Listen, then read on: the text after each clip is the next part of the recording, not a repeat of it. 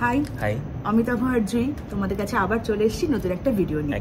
তো অনেকদিন তো হলো ট্রাভেল রিলেটেড ভিডিও বা ঘোরাঘুরি রিলেটেড ভিডিও, তাই ভাবলাম যে আজকে আমরা দুজন একটা অন্য রকমের ভিডিও, যেটা কিনা আমাদের খুব ভালো লাগার ভিডিও বলতে গেলে, সেই ভিডিও নিয়ে তোমাদের কাছে আসি। ঠিক, আর হচ্ছে যারা আমাদের ভিডিও দেখো তারা জানো যে অন্য টাইপের ভিডিও মানে হচ্ছে বাংলা বই। হ্যাঁ একদম। তো এই বাংলা বই আর আমাদের জনারটা হচ্ছে তন্ত্র, ভৌতিক, থ্রিলার এই জাতীয় প্রেমের বই আমরা জেনারেলি বলি, সাধারণত আমাদের ভালো লাগে না। হ্যাঁ, তো যাই হোক, মানে এই জাতীয় বই নিয়েই আমাদের দুটো অলরেডি ভিডিও আছে। আর সেই ভিডিও থেকে আমাদের অনেক বন্ধু হয়েছে, অনেক। আর সেই বন্ধুদের থেকে আমরা অনেক বইয়ের রেকমেন্ডেশনও পাই, আবার তাদের কাছ থেকে অনেক মানে চাহিদাও পাই, হ্যাঁ, যে আমরা যেন আরো পরবর্তীকালে এই ধরনের ভিডিও বা এই ধরনের রিভিউ ভিডিও নিয়ে আমরা যেন আসি। তো সেই কথাটা মাথায় রেখে কিন্তু আজকের এই ভিডিওটা পুরোটা তৈরি করা। একদম। তো আর বেশি কথা বলবো না, এটা হচ্ছে সেই সিরিজেরই তৃতীয় পর্ব।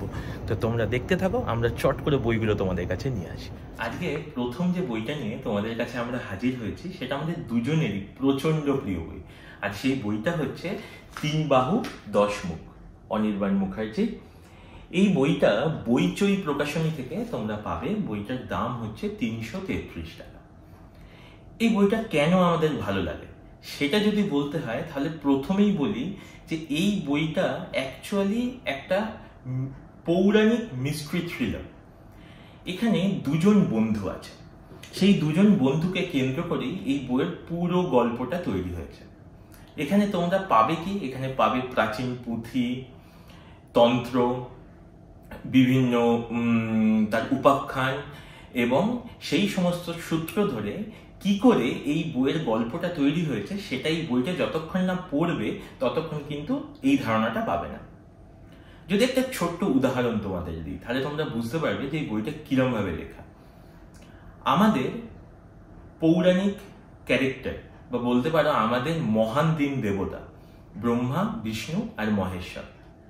এখানে আমরা তো সবাই তাদেরকে চিনি, কিন্তু আমরা কি কখনো ভেবে দেখেছি যে বিষ্ণুর গায়ের রং কেন সবসময় নীল, ব্রহ্মার গায়ের রঙই বা কেন সবসময় লাল? শিব, তাকে তো আমরা কখনো সাদা ভাবে দেখি, কখনো তাকে নীল রঙে দেখি, কেন? যদি খেয়াল করো তাহলে দেখবে মা কালীর পায়ের নিচে বা আমাদের মহাদেব তিনি যখন থাকেন তখন তার গায়ের রং হচ্ছে সাদা বা শ্বেত শুভ্র। আবার দুর্গা ঠাকুরের পাশে যে মহাদেব থাকেন তার গায়ের রং হচ্ছে নীল। কেন কেন এই রঙের পার্থক্য? যদি এই সমস্ত কিছু জানতে চাও এবং এটা খুব সুন্দর করে, মানে সাধারণ মানুষের বোধগম্য যাতে হবে, তার জন্য অনেক ইনফরমেশন কালেক্ট করে এই বইটা অনির্বাণ মুখার্জি লিখেছেন। আর একটা ছোট্ট এক্সাম্পল দিই, যেমন ধরো যে আমরা ওম যখন লিখি, ওমটা কেন আমাদের এত পবিত্র একটা অক্ষর বলতে পারো বা লেটার বলতে পারো, সেটারও সূত্র এখানে দেওয়া আছে। মানব জাতির যে উদ্ভব বা মানব জাতির যে অগ্রসর হওয়া, ডারউইনের যে তত্ত্ব, সেটা কি খুবই সত্যি, না এটার সঙ্গে অন্য কোনো পৌরাণিক ব্যাখ্যাও যুক্ত আমরা করতে পারি? বিষ্ণুর 10 অবতার, কিভাবে এই পৌরাণিক যুক্তিগুলো বিজ্ঞানের সঙ্গে যুক্তিগত বলতে গেলে বা অ্যাটাচড বলতে পারো, সেটাও এই বইটা থেকে তোমরা পাবে। আমি আর বেশি স্পয়লার এই বইটা সম্বন্ধে দেব না, শুধু একটাই তোমাদের কাছে রিকোয়েস্ট, এই বইটা চট করে কিনে নাও আর পড়তে শুরু করো। আশা করি তোমাদের খুব খুব ভালো লাগবে। বর্তমান সময়ে যে সমস্ত লেখকরা আমাদের মনের খুব কাছের, ইনি তাদের মধ্যে অন্যতম, আর তার নাম হচ্ছে ত্রিজিৎ কর। আর তারই লেখা পরের বই হচ্ছে বিট্টালিনী। বিট্টালিনী হচ্ছে খোয়াই প্রকাশনী থেকে প্রকাশিত, আর বইয়ের দাম হচ্ছে 230 টাকা। এবার তোমাদেরকে একটু বিট্টালিনী সম্বন্ধে বলি, যাকে বলে অথ বিট্টালিনী কথা। বিট্টালিনী হলো এক দেবী। এই দেবী আমাদের খুব পরিচিত তো নন। কেন তার এই সাধনা করা হয় সেটা তোমরা এই বইটা পড়লেই জানতে পারবে। কিন্তু তার সাধনার পথ সত্যি সুগম নয়, ভয়ঙ্কর, যে আরো কত ভয়ঙ্কর হতে পারে সেটা তোমরা এই বইটা পড়লে বুঝতে পারবে। আমি নিজে যখন এই বইটা পড়ছিলাম না, সত্যি কথা বলতে গেলে এর মধ্যে এতটাই আমি জড়িয়ে গেছিলাম, আমি যখন রাত্রিবেলা ঘুমাই তখনও হয়তো আমার চোখের সামনে সেই ভয়ের উদ্রেকটা হয়, বুঝতে পারছো? মানে আমি তোমাদেরকে কি করে এই ব্যাখ্যাটা দেব আমি সত্যি জানি না, কিন্তু তোমরা এই বইটা পড়ো। বিট্টালিনীর মূর্তিও কিন্তু প্রচন্ড ভয়ঙ্কর। তার মূর্তিটা তো তোমরা এই বইয়ের কভারেই দেখতে পাচ্ছ, এইটুকুই হচ্ছে তার শুধু মূর্তি। কেনই বা তার মূর্তি এই রকম, যেখানে তার কোনো অবয়ব নেই, শুধু এটুকুই হচ্ছে তার মূর্তি? আমরা সবাই জানি যে মানুষের 6টা রিপু আছে, জানো তো? তার মধ্যে হচ্ছে লোভ একটা অন্যতম রিপু। লোভ মানুষের কখনো শেষ হয় না, মানুষ যত চায় আরো তার তত চাই। এই ষড়রিপুর মানে কি বলবো, বসে এসে মানুষ যে কি করতে পারে সেটা এই বইটা থেকে তোমরা বুঝতে পারবে। সুদীপ, সে হচ্ছে একজন সাধারণ মানুষ, যাকে কেন্দ্র করে অ্যাকচুয়ালি এই বইটা লেখা। সেও চেয়েছিল এক মহান লেখক হতে, এবং তার জন্যই সে করেছিল এক বিট্টালিনীর সাধনা। সেই বিট্টালিনীর সাধনা করতে গিয়ে তাকে যে কি বলে দিতে হয়েছিল সেটা তোমরা জাস্ট গেস করতে পারবে না, যে কি তাকে করতে হয়েছিল। বিট্টালিনী হলো ভ্রমের দেবী। তিনি চারিদিকে এক ভ্রম তৈরি করেন, এবং সেই ভ্রমের মধ্যে সাধক যিনি সাধনা করছেন তিনিও থাকেন। শুধু যে বর্তমান সময়ের প্রেক্ষাপটে এই গল্পটা লেখা সেটা নয়, এই বইয়ের মধ্যে আছে প্রাচীন কিছু তথ্য, যেমন ব্রহ্মানন্দ মহারাজ, বজ্রাকিনী, এরকম অনেক প্রাচীন কিছু তথ্য নিয়েও এই বইয়ের লেখনীটা তৈরি করা হয়েছে। এবং একটা কথায় বলতে গেলে এই বই আমাদের সবাইকে আবদ্ধ করে নেবে, আমাকে তো করেইছে। আমি এই বইটা ছেড়ে উঠতে পারিনি। এই বই যেদিন আমি পড়া শুরু করেছিলাম, আমি সেই দিনই এই বইটা শেষ করেছি। এই বইটা সত্যি তোমাদেরকে আমরা রেকমেন্ড করছি। আর এই একটা কথা বলতে পারি যে এই বইটা পড়লে তোমাদের মনের মধ্যে একটা ভয়ের উদ্রেক হবে। আমার তো হয়েছে। যখন লাইটটা নিভে যায় না, তখন মনে হয় সত্যি যেন চোখের সামনে এই জিনিসগুলো ভেসে উঠছে। ভয় যে কতটা আরো ভয়ঙ্কর হতে পারে এই বইটা, তার একটা জ্বলন্ত উদাহরণ বলবো।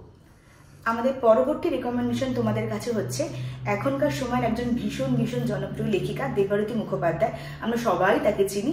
তার লেখা রুদ্রপ্রিয়ম সিরিজের ঈশ্বর যখন বন্দী। এই যে ঈশ্বর যখন বন্দী গল্পটা হচ্ছে, বইটা হচ্ছে দীপ পাবলিকেশন হাউস থেকে প্রকাশিত হয়েছে, আর এর দাম হচ্ছে 249 টাকা।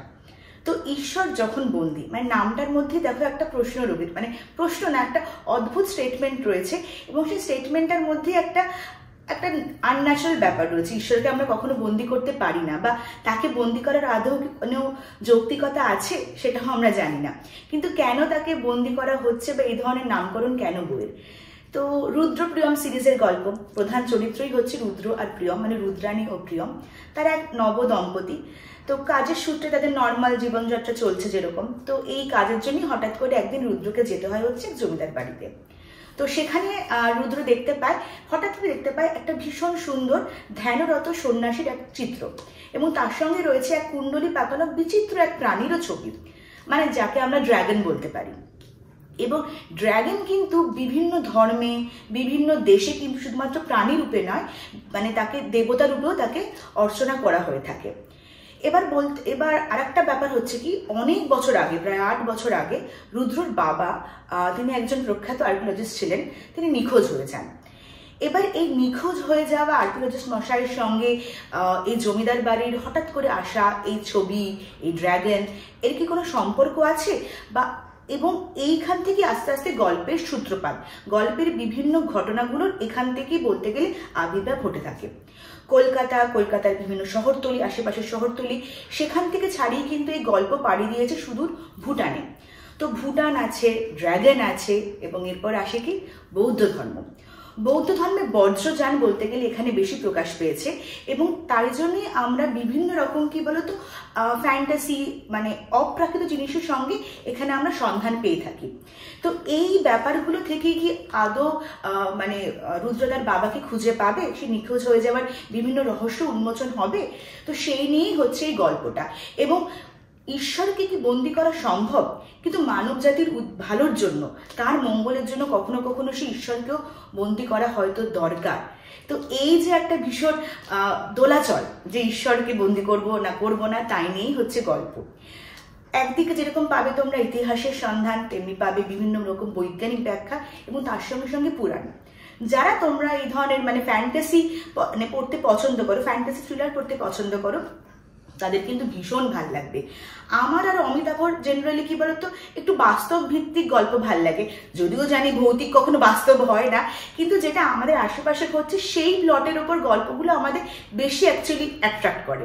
তো তাই জন্য আমি এটা একবারই বলছি না যে এই ফ্যান্টাসি থ্রিলারটা একদমই তোমাদের ভালো লাগবে না, ভীষণ ভাল লাগবে, ভীষণ অন্য রকমের লেখা, এটা অন্য ধরনের জনার। যারা এই ধরনের জনার পছন্দ করো তারা প্লিজ তোমরা এই গল্পটা পড়ো। যদিও জানি 2016 সালে এটা পাবলিশ হয়েছে, অনেকেরই পড়া, কিন্তু এটা কিন্তু নতুনভাবে আবার সিনেমায় আসতে চলেছে, এই খবরটা আছে। তো তার আগে কিন্তু একবার পড়েই ফেলতে পারো এই বইটা। আমাদের তৃতীয় রেকমেন্ডেশন দেবরতী মুখোপাধ্যায়, ঈশ্বর যখন বন্দী। আমাদের লাস্ট রেকমেন্ডেশন হচ্ছে অমৃতা কোনারের লেখা নরকরাজ। প্রচ্ছদটাই দেখো বেশ ইন্টারেস্টিং। তো নরকরাজ হচ্ছে বিভা পাবলিকেশন হাউস থেকে প্রকাশিত বিভা রহস্য রোমাঞ্চ সিরিজের একটা গল্প, আর এর মূল্য হচ্ছে 199 টাকা। তো নরকরাজ এই গল্পটা হচ্ছে পুরোটাই হচ্ছে মাইথোলজিক্যাল থ্রিলার। আর এখনকার টাইমে মাইথোলজিক্যাল থ্রিলারের একটা বিশাল একটা ক্রেজ চলছে বলতে গেলে। মানে রিসেন্ট টাইমে আমরা সবাই আসুর দেখেছি, তো আসুর যেরকম আমাদের সবার ভাল লেগেছে, একটা ওই মাইথোলজি, আমাদের পুরনো হিন্দু মাইথোলজিকে পুরো সেন্টার করে একটা পুরো একটা ক্রাইম হচ্ছে সেটাকে নিয়ে, তো এই গল্পটাও কিন্তু সেরকমই। হঠাৎ করে কলকাতা শহরে বিভিন্ন অবিবাহিত অল্প বয়সী মেয়েরা কিডন্যাপ হতে শুরু করে। শুধু কলকাতা না, কলকাতা ছাড়িয়ে সেটা কিন্তু বিভিন্ন বড় বড় শহরে, যেরকম মুম্বাইতে, দিল্লিতে, হায়দ্রাবাদও হঠাৎ করে কিডন্যাপ হওয়া শুরু হয়। তো হঠাৎ করে এরকম কিডন্যাপ কেন হচ্ছে? তো এই মেন ক্যারেক্টার হচ্ছে গল্পের অভিমন্যু ও বিদ্যা। তারা হচ্ছে শুরু করবে এই অনুসন্ধানটা, যে কেন হঠাৎ করে কিডন্যাপ হওয়া শুরু হয়। তো এই অনুসন্ধান করতে করতে গিয়ে একটা অদ্ভুত ক্যারেক্টারের সন্ধান পাওয়া যায়, এবং সেই চরিত্রটা কিন্তু ভীষণ রকমভাবে অন্যরকম। মানে তার বড় হয়ে ওঠাটা, তার জীবনযাত্রাটা সম্পূর্ণ কিন্তু আমাদের আটপাশ সাধারণ জীবনযাত্রা থেকে সম্পূর্ণ আলাদা। সে ছোটবেলা থেকেই ভীষণ রকমভাবে কি বলবো, রাজারানী ব্যঙ্গমীর গল্পের পরিবর্তে সে কিন্তু ছোটবেলা থেকেই বিভিন্ন মাইথোলজিক্যাল গল্প শুনে বড় হয়েছে, হিন্দু মাইথোলজি। তো সেরকমই সে গল্প শুনে বড় হয়েছিল নরকাসুরে। সে নরকাসুর হচ্ছে এমন একজনের অসুর যে কিনা সঙ্গদোষে বলতে তার মধ্যে আসরিক প্রবৃত্তিটা বেশি প্রকাশ পেয়েছিল, এবং অদ্ভুতভাবে যে তাকে এই এত চরম ভয়ঙ্কর অসুরে রূপান্তরিত হতে সাহায্য করেছিল, বিষ্ণু তাকে কিন্তু কোনো রকম ভাবে শাস্তি দেননি, সে পার পেয়ে গেছিল, কিন্তু নরকাসুরকে শাস্তি দিয়েছিল হচ্ছে বিষ্ণু। তো হঠাৎ করে এই যে কিডন্যাপার, সেই কিডন্যাপারের লাইফে এই নরকাসুরের এতখানি প্রভাব কেন, আর কেনই বা সে হঠাৎ করে এই অবিবাহিত মেয়েদের কিডন্যাপ করছে, কি তার লক্ষ্য, সেই নিয়েই হচ্ছে পুরো গল্পটা। যারা মাইথোলজি ব্যাপারটা পছন্দ করো, যারা কিনা এই ধরনের একটা ইন্টারেস্টিং জিনিসগুলো, পুরোনো দিনের পুরোনো আমাদের হিন্দু মাইথোলজি আর বর্তমানে ক্রিমিনাল মাইন্ড, এই দুটোর মিশ্রণ পছন্দ করো, তাদের কিন্তু ভীষণ ভালো লাগবে নরকরাজ। তো এই নরকরাজ নরক আমরা জানি খারাপ, পাপ, কিন্তু কে এই পাপ পুণ্যের হিসাব করে? এই পাপ আর পূর্ণ ব্যাপারটা কিন্তু ভীষণ রকম ভাবে একটা কি বলবো দৃষ্টিভঙ্গির উপর ডিপেন্ড করে। এই যে ক্রিমিনাল, সে কি সত্যি সত্যি ক্রিমিনাল ছিল, নাকি সে ক্রিমিনালে রূপান্তরিত হয়েছে? কে তাকে ক্রিমিনালে রূপান্তরিত করতে সাহায্য করেছে? এই পাপ আর পুণ্যের যে দোলাচল, সেই দোলাচল, সেই হিসাব নিকাশ সবটাই কি সে করতে পেরেছে? নরক কি সত্যি সত্যি আবার ফিরে এসেছে? তো তাই নিয়েই গল্প হচ্ছে নরকরাজ। আশা করছি তোমাদের খুব ভালো লাগবে। এটা আমাদের দুজনের তরফ থেকে তোমাদেরকে হাইলি রেকমেন্ড করা, এবং তাই জন্য লাস্টে তোমাদেরকে এই গল্পটা বলছি, এই গল্পের রিভিউটা তোমাদের দিচ্ছি। আশা করছি তোমরা এই বইটার সঙ্গে একদম টান উত্তেজনাপূর্ণ একটা বই, লেগে থাকবে, খুব ভালো লাগবে। আর কেমন লাগলো এই 4টে বই, কেমন লাগলো সেটা কিন্তু প্লিজ আমাদের কমেন্ট বক্সে লিখে জানিও। আমাদের কমেন্ট বক্স তোমাদের জন্য সবসময় খোলা আছে। আশা করছি আমাদের এই 4টে বইয়ের ভিডিও তোমাদের ভালো লাগবে, 4টে বই রিভিউ ভিডিও মেইনলি। তো আমরা এবার চেষ্টা করেছি বিভিন্ন রকমের অ্যাসপেক্টকে তুলে ধরতে তোমাদের কাছে। ক্রাইম বলো, থ্রিলার বলো, এবং মাইথোলজি বলো, ফ্যান্টাসি, তারপরে কিছুটা ভৌতিকেরও ছোঁয়া আছে, সব মিলিয়ে তোমাদেরকে একটা রিভিউ দেওয়ার আইডিয়া দেওয়ার চেষ্টা করেছি। আশা করছি ভালো লাগছে। আর 4টে বইয়ের চট করে একটা রিক্যাপও হয়ে যায়। প্রথম বই ছিল হচ্ছে 3 বাহু 10 মুখ, অনির্বাণ মুখার্জি। বইটা আমার খুব খুব কাছের বই। আর দ্বিতীয় বই হচ্ছে বেট্টালিনী, ত্রিজিৎ কর। কিচ্ছু বলার নেই, জাস্ট বইটা নিয়ে কিছু বলার নেই। আর তৃতীয় হচ্ছে দেবরতী মুখোপাধ্যায়, যেটা ঈশ্বর যখন বন্দী, যেটা কিনা সত্যি সত্যি বইটাই ইটসেলফ খুব পপুলার হয়েছে। আর লাস্ট হচ্ছে নরকরাজ, মাইথোলজিক্যাল থ্রিলার, অমৃতা কোনারের। তো আমাদের এই ধরনের ভিডিওগুলো তোমাদের কিরম লাগছে প্লিজ আমাদেরকে জানিও। আমাদের কমেন্ট বক্স খোলা আছে। এনি টাইপ অফ সাজেশনস, ভালো হোক মন্দ হোক, কি ধরনের তোমরা আরো বই পড়তে চাও সবটা আমাদের জানিও। আমরা চেষ্টা করব সেই ধরনের ভিডিও তোমাদের সামনে আবার তুলে ধরা। আর আমাদের চ্যানেল দ্য ম্যাজিক শুজকে অনেক অনেক ভালোবাসা দিও, লাইক করো, সাপোর্ট করো, আর হ্যাঁ সাবস্ক্রাইব করতে কিন্তু একদম ভুলো না প্লিজ। আর সত্যি তোমরা যত এগুলো করো, এগুলো আমাদেরকে না আরো উদ্বুদ্ধ করে, আমাদেরকে ইন্সপায়ার করে। আমরা তোমাদের কাছে আরো ভালো ভালো কন্টেন্ট আনার চেষ্টা করি। জানি সব ইউটিউবারই এই একই কথা বলে, কিন্তু সত্যি আমরা চেষ্টা করি, সত্যি চেষ্টা করি। তো চলো আজকে আর বেশি কথা বলছি না, তোমরা সবাই ভালো থেকো, সুস্থ থেকো, সাবধানে থেকো, টাটা।